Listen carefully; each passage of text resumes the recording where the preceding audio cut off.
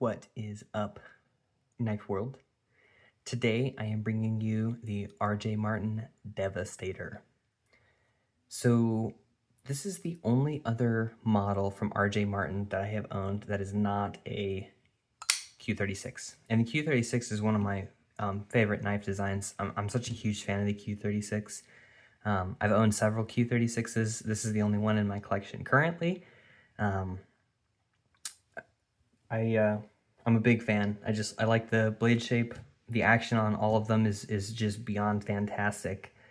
The Devastator is new to me, so we'll get back to the comparisons with the Q36 later. But the Devastator is maybe I don't know if it's an earlier design, but before the Q36 got super crazy famous, I feel like he was making more Devastators. Now I feel like he's making more Q36 variants in either like the SS or other kind of frame lock slimmer models. I don't see him making Devastators a whole lot anymore. I have no idea if he will make them for you or if he's just kind of discontinued the model. There's some things about it that I like. There's some things about it that I'm not so crazy about. We'll just kind of walk through. He's kind of got his signature like mirror polished / stone washed, mirror washed blade. I love this finish. It's one of my favorite finishes, right next to like a anything that hides wear. These blades hide wear fantastically. Fantastic. He's got his signature kind of engraving with his name on there. And then this particular Devastator has kind of a satin finish handle with lightning strike carbon fiber with what looks like copper lightning strike kind of inlays. This particular one is a frame lock. It's got his kind of traditional spring clip. I'm not critical of spring clips. I guess if you're paying a lot of money, you'd really expect to see a milled clip, but I cannot argue with the effectiveness of spring clips in general, and not just RJ spring clips, which work fantastically, but even other makers' spring clips. I feel like if it's priced appropriately, it's not the end of the world. I think that most spring clips, 99% of them work fantastically, whereas milled clips, some of them work really well, some of them leave some to be desired. So I guess spring clips are a safe option.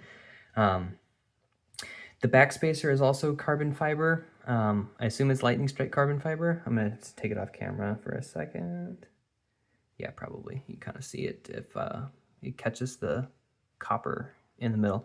The other thing about it is that he has it kind of offset to where the spine on the carbon fiber backspacer kind of pops up at the like raises on the kind of like handle shape. So the grip and like the traction that you get on the back of that knife is menacing. It's so good. It's such a cool look. Like it gives Mad Max. Like it just looks insane. The frame lock side is kind of a pretty plain Jane. It's got a nice finish on there. And then you can see his pivot is kind of maybe a point of critique from me. There's nothing wrong with it. It works really well. I frankly like the kind of locking side as opposed to like free spinning pivots where you need two sets of tools.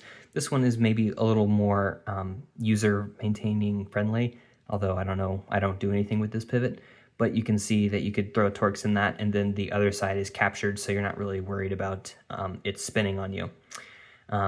He's got, this knife is enormous. It's like a 4 1/4 inch blade or bigger. I mean, this knife is gigantic. You can have, huge hands and you're not going to run out of room on this knife. I have like medium large hands, and like when I kind of run all the way up to the choils, like I have a ton of room. If I really spread out on it, I can take up a little bit more, but this knife is huge. It's got very deep cutouts for your fingers, and then the kind of flipper tab acts as a stop for your fingers as well. So if you have really small hands, it's like maybe this knife would be too much. If you have big hands and an appetite for big knives, this will enter the mail. It has a great recurve blade. Their recurve blade is very usable. I'm certainly I'm appreciating it more and more. I've sharpened a couple of them now. They're not too bad. and the performance on them is pretty fantastic. This one you can see is made in, oh, I can't see it. It's CPM 154. I like that RJ marks them because he makes his blades out of a lot of different materials. And so it's nice to kind of look at it and easily figure out what it is. His maker's mark and the way that he marks his knives is also not obtrusive on the blade. I feel like some makers get out of control with the printing their logos and names and blade steels and a whole bunch of stuff on their knives, the knife blades, and I kind of prefer the more plain look. It's just a preference thing.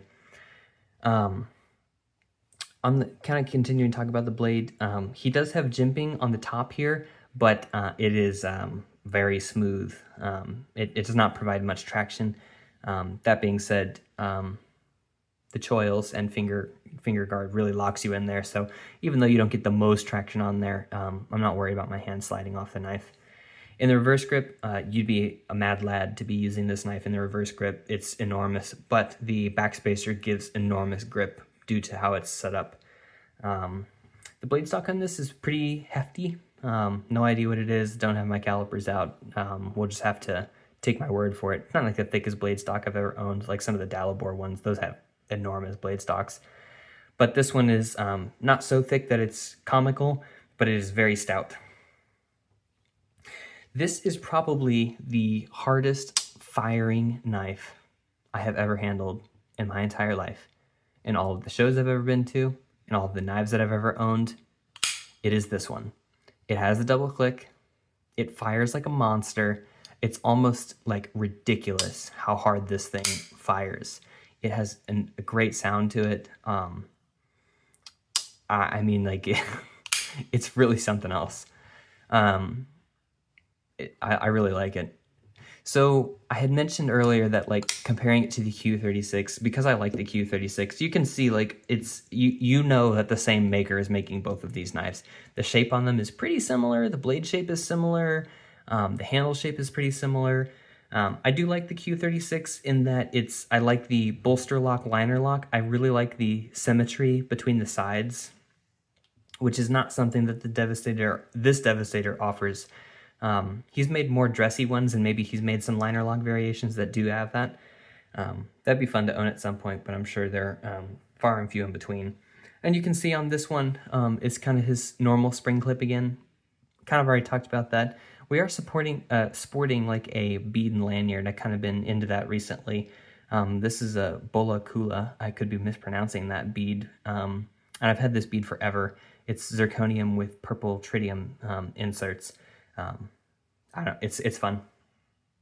It's kind of the same story on the Q36. He's got soft jimping up top, but with the finger guard and stuff, it locks you in there pretty well. You can see the size difference on these things. We'll try and put them next to each other. We'll try and line them up kind of like pivot to pivot. Because the Q36 kind of has a bolster lock, I'm not sure where his pivot is, but you know, I'd kind of guess they're somewhere right there. And you can see just how much bigger the Devestator is. If we line them up kind of like base to base, that's pretty close. You can see like the Devestator has like 3/4 of an inch or something on it. It is enormous. So between the like crazy hard action and the size of this knife, it's kind of just like it's a hoot. It's not like maybe the best daily carry, unless you're, I don't know, fighting crocodiles or bears or something. All right, you don't do that. Don't fight bears. It's like, I don't know what practical use a folding knife of this size really presents, but it is so much fun. I love like taking my motorcycle out and throwing this in the pocket because it just makes me feel ridiculous, and I like it. He does have pretty nice finger cut out there, so you can get into that frame lock very easily. I did experience a little bit of lock stick with this knife, but I think that was because I got lubricant on the interface between the blade and the tang. And I think RJ is pretty firm on you shouldn't be lubricating your knives. Personally, I just do. And so that was probably user error. As you can see now, like, I wiped it off really well, and I put a little Sharpie on the back there, and now it's fantastic. It doesn't stick at all. It's great. I really like the kind of pattern he's got going on there. He also kind of has matching black screws, and then he's got silver screws that kind of hold the knife together through the backspacer. Um, I don't know. I like it. You just can't make up that feeling of an enormous knife. And this one is just so fun with its action. I mean, I really like it. I kind of got this in a multi-trade with a couple of other things. Just wheeling and dealing, moving things out of the collection, moving things into the collection. And I was initially like, this was the last knife that I settled on in terms of kind of what the trade was going to come out to be. And I was maybe the least excited for this one, just because the other things I got, I was so excited about. Whereas like, I kind of have my preference towards the Q36, at least just the way it looks. And the other ones were, also things that I had kind of wanted in the collection before.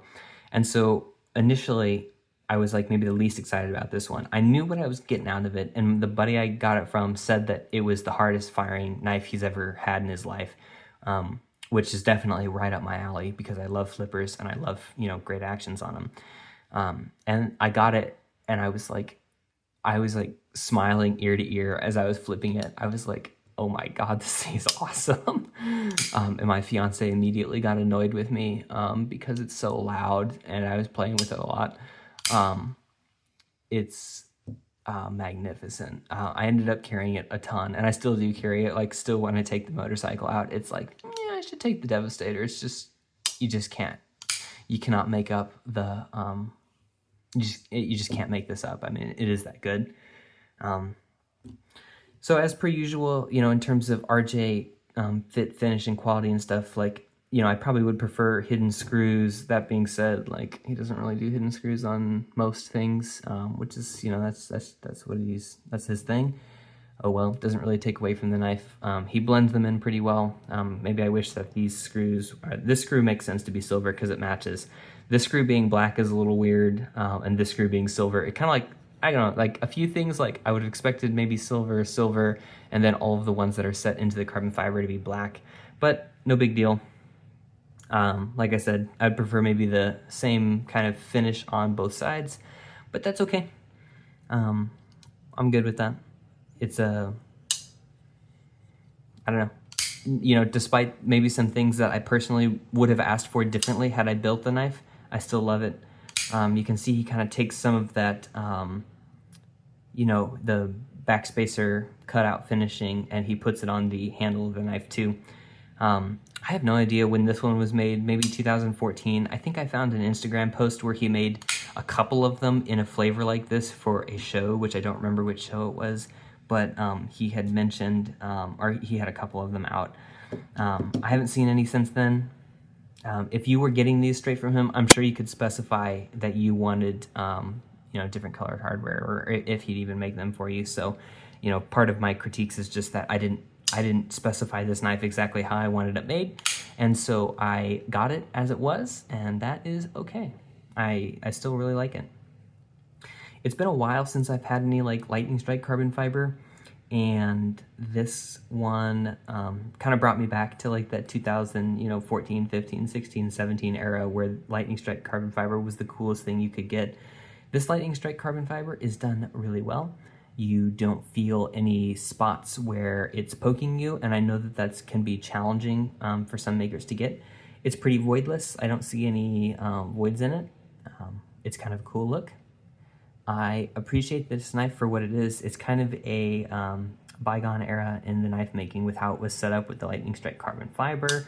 I feel like the knife community in general is going away from flippers. Not that they're not popular, but I feel like more people are looking for like thumb studs and thumb opening knives, which is fine.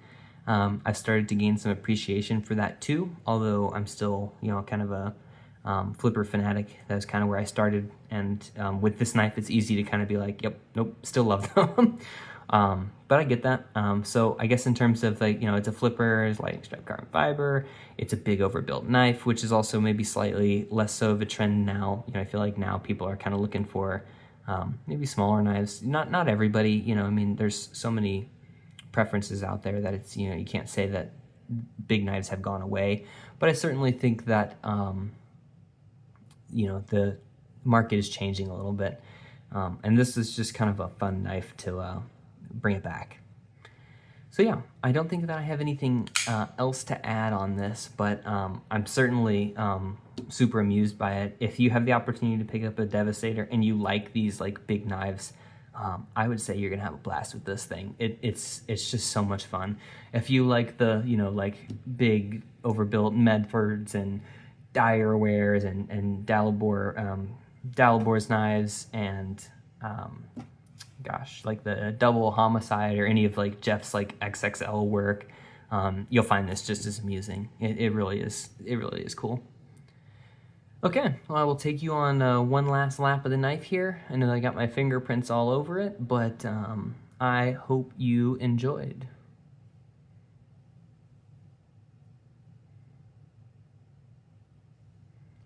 All right, thanks everyone.